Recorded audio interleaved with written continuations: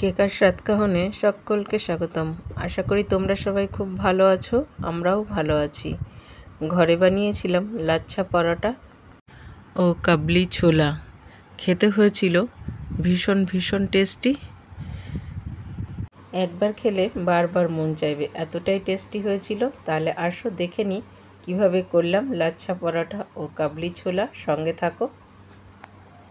এখানে চানাটাকে আমি 6 থেকে 7 ঘন্টা রাত্রিবেলা ধুয়ে পরিষ্কার করে জলে ভিজিয়ে রেখেছিলাম আর বয়েল করার জন্য দিয়েছিলাম। দেখলাম অনেকটা সময় লাগছে বয়েল হতে, সেই জন্য আমি এটাকে প্রেসার কুকারে 2টো সিটি দিয়ে নিয়েছি। এটা এখন ঠান্ডা হতে থাকুক।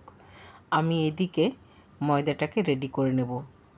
পরিমাণ মতন ময়দা নিয়েছি আর দিয়ে দিয়েছি একটু চিনি আর স্বাদ মতন নুন, আর এখন দিয়ে দিচ্ছি বেশটা তেল। এখন এইগুলো দেওয়ার পরে খুব ভালো করে এটাকে মাখিয়ে নিতে হবে। প্রথমে আলতো হাতেই মাখিয়ে নিচ্ছি। এটার ময়ামটা দেওয়াটা কিন্তু খুব গুরুত্বপূর্ণ। ময়ামটা যত সুন্দর হবে না, লাচ্ছা পরোটা খেতেও ততটা সুন্দর হবে। ঠিক দেখো, এই যে হাতে যেরকম করে নিলাম, এরকম মুঠ পাকালে যখন জড়া হয়ে থাকবে তাহলে বুঝতে হবে এটা ঠিক আছে। তখন এখানে অল্প অল্প জল দিয়ে এটাকে খুব ভালো করে মেখে নিতে হবে।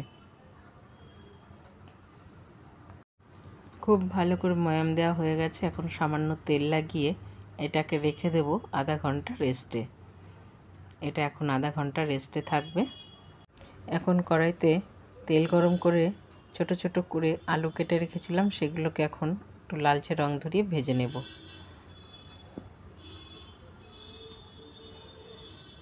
বেশ একটা লালচে রং ধরবে সেই পর্যন্ত ভেজে নিতে হবে। দেখো, আলু কিন্তু ভালো ভাজা হয়ে গেছে। এখন আমি আলুগুলোকে তুলে নেব। এখন ওই তেলের মধ্যে খুব সামান্য একটু চিনি দিয়ে দিলাম, তাহলে কালারটা খুব ভালো আসে। আর এখন এর মধ্যে দিয়ে দিলাম গরম মশলা আর জিরে। গরম মশলায় দিয়েছি দারচিনি, লবঙ্গ, এলাচ, আর দিয়ে দিলাম একটা শুকনো লঙ্কা। ফোড়ন থেকে খুব সুন্দর গন্ধ আসা পর্যন্ত একটু ওয়েট করে এখন এর মধ্যে দিয়ে দেব পেঁয়াজ কুচানো। পেঁয়াজ কুচিয়ে রেখেছিলাম, পেঁয়াজগুলোকে এখন খুব ভালো করে বেশ সুন্দর রং ধরিয়ে ভেজে নিতে হবে। দেখো, পেঁয়াজের কালারটা কিন্তু অনেকটা চেঞ্জ হয়ে এসছে। ঠিক এরকম কালার চলে এলে তখন এখানে কিছু মশলা ব্যবহার করেছি। আদা, রসুন, জিরে, ধনে আর শুকনো লঙ্কার খুব ভালো পেস্ট করে রেখেছিলাম, সেটাই এর মধ্যে দিয়ে এখন খুব ভালো করে সব কিছুর সঙ্গে কষিয়ে নিতে হবে। তত পর্যন্ত কষাবো যতক্ষণ না এর থেকে তেল ছাড়ছে। এখন এর মধ্যে দিয়ে দিয়েছি হলুদ। এখন হলুদটা দিয়েও খুব ভালো করে কষিয়ে নিতে হবে। আর দিয়ে দিলাম স্বাদ অনুযায়ী নুন।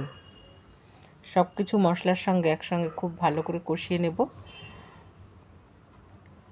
মশলাটা দেখো বেশটা কিন্তু কষানো হয়ে এসছে, কালারটাও মশলার অনেকটা চেঞ্জ হয়েছে আর হালকা তেলও ছাড়তে শুরু করেছে। ঠিক এই সময় বয়েল করা চানাটাকে দিয়ে দেব। এটাকে না আমরা কাবলি ছোলাও বলে থাকি। সব কিছুর সঙ্গে এখন একসঙ্গে আর একবার খুব ভালো করে কষিয়ে নিতে হবে, তাহলে এই ছোলার মধ্যে সমস্ত মশলার গুণাগুণটা যাবে, তাহলে ছোলাটা খেতেও কিন্তু খুব ভালো হয়। সব কিছুর সঙ্গে খুব সুন্দর করে কষিয়ে নিতে হবে। এখন কষানো বেশটা হয়ে এসছে, এখানে দিয়ে দিয়েছি 1 চামচ ভরে ঘি। আগে আমি ঘি ব্যবহার করিনি, চানাটা দেওয়ার পরেই ঘিটা ব্যবহার করলাম, তাহলে চানার ভেতরেও ঘিটা খুব ভালোভাবে যাবে আর চানাটা খুব সুন্দর সফটও হবে। ঘিয়ের সঙ্গে চানা কিন্তু খুব ভালো করে আরেকবার কষিয়ে নিয়েছি। খুব সুন্দর করে কষানো হয়ে গেছে। এখন এর মধ্যে ব্যবহার করব চানা সেদ্ধ করাই যে স্টকটা ছিল সেটা। একবারে পুরোটা দিচ্ছি না, প্রয়োজন হলে আবার দিয়ে দেব। মনে হচ্ছে আর একটু প্রয়োজন আছে, কারণ এটা আর একটু মশলার সঙ্গে জাল হবে। খুব বেশি দেওয়ার প্রয়োজন নেই, কারণ চানা খুব ভালো করে সেদ্ধ করা আছে। আর এখন যে আলুগুলোকে ভেজে রেখেছিলাম সেই ভাজা আলুগুলোকে গ্রেভিতে দিয়ে দেবো। দেখো, বেশটা জাল করে নিয়েছি, অনেকটা শুকিয়েও এসছে আর কালারটাও এসছে খুব সুন্দর। এইভাবেই আরও কিছুক্ষণ একটু জাল করে নিতে হবে। আর এখন নামানোর জাস্ট কিছুক্ষণ আগে এখানে ব্যবহার করেছি শাহি গরম মশলা। এই গরম মশলার জন্য এর স্বাদটা খুব বেড়ে যায় আর ফ্লেভারটাও খুব ভালো আসে, খেতে তার জন্য খুব সুন্দর লাগে। সব কিছুর সঙ্গে আরেকবার খুব ভালো করে মিশিয়ে আরও কয়েক মিনিট একটু জাল করে নেব মশলা দিয়ে। দেখো খুব ভালো করে জাল হয়ে গেছে। ঘরে কিন্তু একবার তোমরা অবশ্যই ট্রাই করো, খেতে সত্যি বলছি দারুণ লাগে। গ্যাস আমি বন্ধ করে দিয়েছি। দেখো জাস্ট কালারটা কত সুন্দর এসছে। এটা দেখতে যত সুন্দর হয়েছে এটা খেতেও কিন্তু ততটাই সুন্দর হয়েছে। একটা বাটিতে হাফ চামচ ঘি আর কিছুটা সাদা তেল আর কিছুটা নিয়েছি ময়দা। এটাকে এখন খুব ভালো করে মিশিয়ে নিতে হবে। এটা আমার লাচ্ছা পরোটা বানানোর জন্য লাগবে, লাচ্ছা পরোটায় ব্যবহার করব। খুব সুন্দর করে দেখো মিশিয়ে নিয়েছি আমি। এটা এখন রেখে দেব। ময়দাটা খুব ভালো করে ময়াম দিয়ে রেস্টে রেখেছিলাম, তার জন্য দেখো কত সুন্দর সফট হয়ে গেছে। ঠিক এইভাবেই সফট করে কিন্তু করে নিতে হবে ময়দাটাকে। সমপরিমাণে লেচি কেটে নিয়েছি সব কটা। এখন বেলে নেব।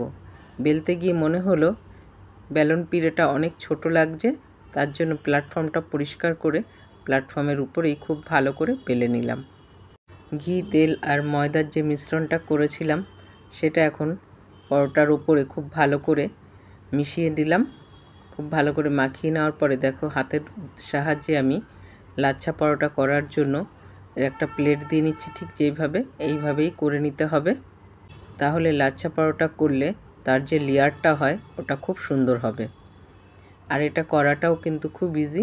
তোমাদেরকে আজকে আমি 3 ভাবে দেখিয়ে দেব যে কিভাবে লাচ্ছা পরোটা করা যাবে। প্রতিটাই খুব ইজি পদ্ধতি। এখন এইভাবে হাতের সাহায্যে একটু টেনে লম্বা করে নিতে হবে। যেহেতু ময়দাটা খুব সফট আছে, খুব সহজেই কিন্তু তোমরা হাতের সাহায্যে এইভাবে যতটা বড় করতে চাইবে করে নিতে পারবে। এখন খুব ভালো করে হাতের সাহায্যে এটাকে ঘুরিয়ে এভাবে একটা বেশ লেচি আকার ধারণ করতে হবে। দেখো লেচিটাতেই বোঝা যাবে যে কতটা লেয়ার পড়েছে। দেখতেই পাচ্ছো লেয়ারটা কত সুন্দর হয়েছে। পরোটার লেয়ারগুলোও ঠিক এরকম সুন্দরভাবে পড়বে। এটা দ্বিতীয়টা আর একটা দেখিয়ে দিচ্ছি। এইভাবে ছুরির সাহায্যে সরু সরু করে কেটে নেবে। যত সরু সরু করে কাটবে না এর লেয়ারও কিন্তু ততটাই সুন্দর পড়বে লাচ্ছা পরোটার। এইভাবে খুব ভালো করে সব সরু সরু করে আমি কেটে নিয়েছি। এখন এভাবে হাতের সাহায্যে এটাকে গুটিয়ে নিতে হবে। পদ্ধতিগুলো সবই সোজা, খুব সহজেই এটা করে নেওয়া যায় ঘরে। এখন এক এক করে এইভাবে সব করে নেব আমি। দেখো সব কিন্তু গুটিয়ে নিয়েছি সুন্দর করেই। এখন আবার ঠিক হাতের সাহায্যে এরকম করে লম্বা করে নিতে হবে। আগেরটা ঠিক যেরকম করে লম্বা দেখিয়েছিলাম এইভাবে খুব সহজেই ঘরে কিন্তু লাচ্ছা পরোটা করে নেওয়া যায়। এইভাবে সব এক এক করে সব লাচ্ছাগুলোকে আমি আগে রেডি করে নেব। এইভাবেই হাতের সাহায্যে আবার খুব ভালো করে এটাকে মুড়িয়ে একটা লেচি বানিয়ে নিতে হবে। দেখো প্রতিটা লেচিই কিন্তু এরকম সুন্দরভাবে মুড়ে নিতে হবে আর পেছন দিকটাতে খুব সুন্দর করে সেট করে দিতে হবে।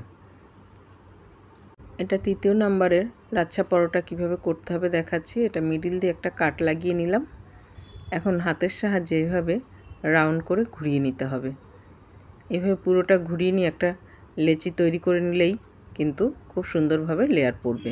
সবগুলো এইভাবে আস্তে আস্তে করে নেব আমি। এখন এক এক করে সব এইভাবে বেলে নেব। দেখো লেয়ারটা কিন্তু খুব সুন্দর করে বোঝা যাবে বেলার পরেও, কারণ কাটিংটা যত সুন্দর হবে লেয়ারটাও কিন্তু ততটাই সুন্দর হবে। আর বেলার সময় একটু আলতো হাতে বেলতে হবে যাতে লেয়ারটা খুব ভালোভাবে বোঝা যায়। সমস্ত লাচ্ছা পরোটাগুলো ঠিক এইভাবেই আমি বেলে নেব। দেখো লেয়ারটা কিন্তু একদম পরিষ্কার বোঝা যাচ্ছে। এদিকে আমি প্যানটাকে গরম করে নিয়েছি। এখন লাচ্ছা পরোটাকে দিয়ে দিয়েছি প্যানের উপরে। এক পিঠ খুব ভালোভাবে ছ্যাঁকা হয়ে গেলে উল্টে দিয়ে একটু চেপের উপরে তেল ব্রাশ করে দেব। তেল ব্রাশ করে দিলে এটা খুব সফটও থাকবে, বেশ সুন্দর ভাজা হবে। চাইলে তোমরা ঘি দিয়েও ভাজতে পারো, কিন্তু আমি এটাকে তেল দিয়েই ভেজেছিলাম। এখন দু পিঠই ভালো করে তেল দিয়ে পিটোপিট করে ভেজে নিতে হবে। দেখো খুব সুন্দর করে ভাজা হয়ে গেছে। এইভাবেই চেপে চেপে ভেজে নিলে লাচ্ছা পরোটার প্রতিটা লেয়ারও খুব ভালোভাবে বোঝা যায় আর খুব সুন্দরভাবে খুলেও যায়। আর লাচ্ছা পরোটার শেষে কিন্তু নামানোর পর এরকম করে একটুখানি থাপড়িয়ে দিতে হবে, তাহলে কি হয় ওর লেয়ারগুলো এত ভালো থাকে আর এটা একদম সফট হয়ে থাকে, খেতেও খুব ভালো লাগে। দেখো কত সুন্দরভাবে লাচ্ছা খুলে। বাকি সমস্ত লাচ্ছা পরোটাগুলো আমি ঠিক এইভাবেই সেমভাবে ভেজে নেব।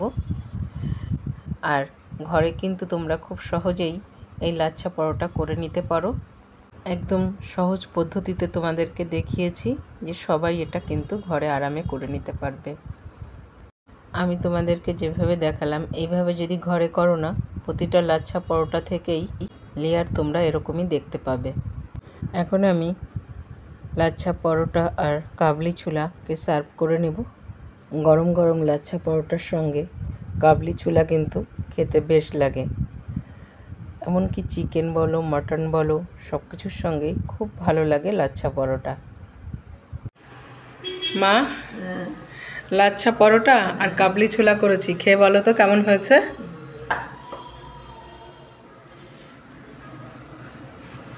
দেখতে তো সুন্দর হয়েছে। হ্যাঁ, লাচ্ছা পরোটার লাচ্ছাগুলো খুব সুন্দর হয়েছে।